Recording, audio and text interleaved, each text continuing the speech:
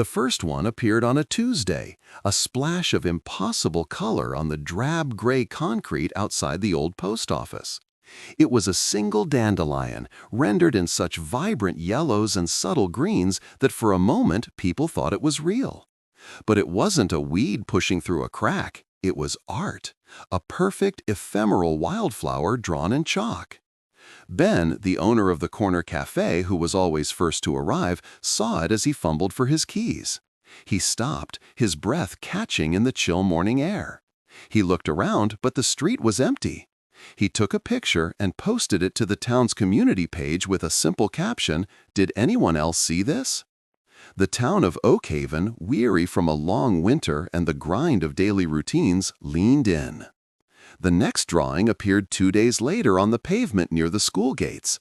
A fantastical keyhole, intricately detailed with swirling filigree that seemed to lead not to a door but straight into the brick wall behind it.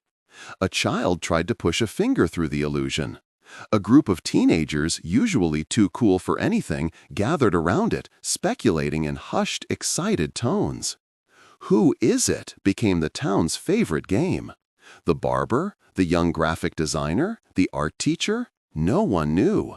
The mystery was as compelling as the art itself. The anonymous artist, dubbed the Pavement Picasso by the local newspaper, became a gentle ghost, a secret everyone shared. Unseen, in the dead of that night, a small, slight figure knelt on the cold ground. Miss Alara Gable, a woman so quiet she was often mistaken for a piece of the library's furniture, now moved with a quiet purpose. The chalk sticks were her voice, the pavement her blank page. For 40 years, she had handed people stories bound in leather and card. Now she was leaving them stories of color and light, stories that would be washed away by the first rain or worn down by passing feet. Their impermanence was the point, a gift, not a monument.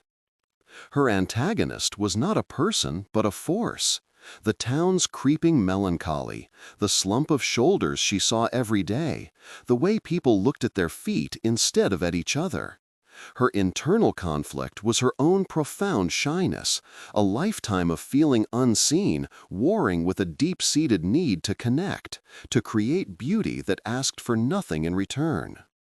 One evening, a sudden unseasonal downpour threatened her latest work, a sprawling celestial map of the constellations as seen from Oakhaven's now light-polluted skies. She watched from her apartment window as the neon blue stars and silver lines of her comet began to blur and run into the gutter. A feeling of loss, sharp and surprising, pricked at her.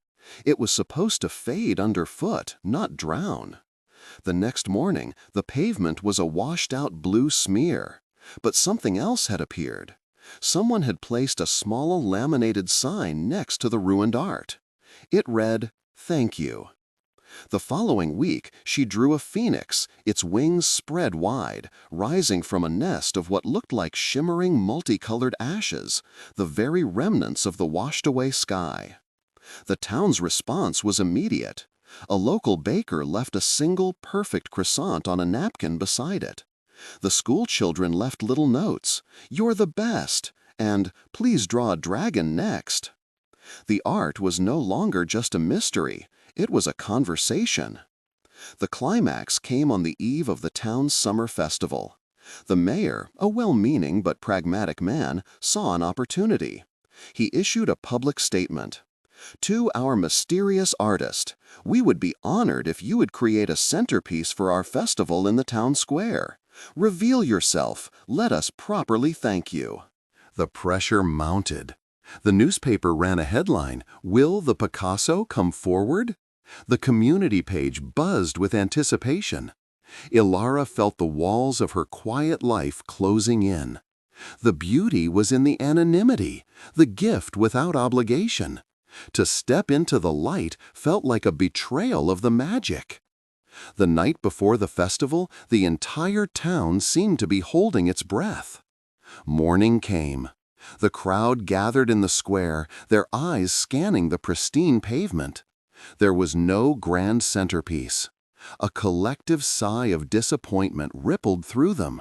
The mayor forced a smile, ready to declare the festival open.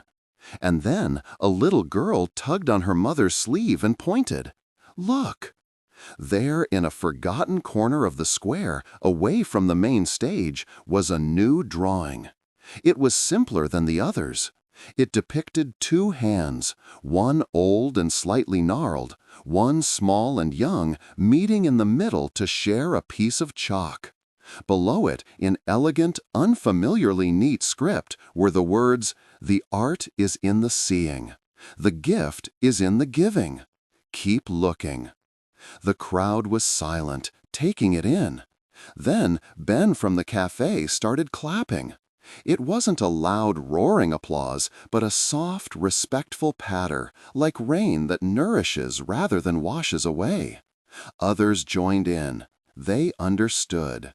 The artist had given them one final, perfect lesson. Ilara Gable watched from her window, her heart pounding a rhythm of fear and exhilaration. She saw the baker, the children, the mayor, all looking down, not at their feet, but at the art on the ground. She saw them then look up and smile at each other. Later that day, as the festival was in full swing, she walked downstairs and out onto the street. No one recognized the petite, silver-haired woman in the simple blue dress. She blended into the crowd, just another resident of Oakhaven. As she passed the corner where the first dandelion had been, she saw a little girl on her knees, carefully drawing a bright red heart on the pavement with a piece of crayon. The girl looked up, saw Ilara watching, and smiled shyly. Ilara smiled back, a genuine, unguarded smile that reached her eyes. She didn't need the chalk tonight. The art had already been passed on. The Pavement Gallery was open for everyone, and its collection was forever changing, forever new.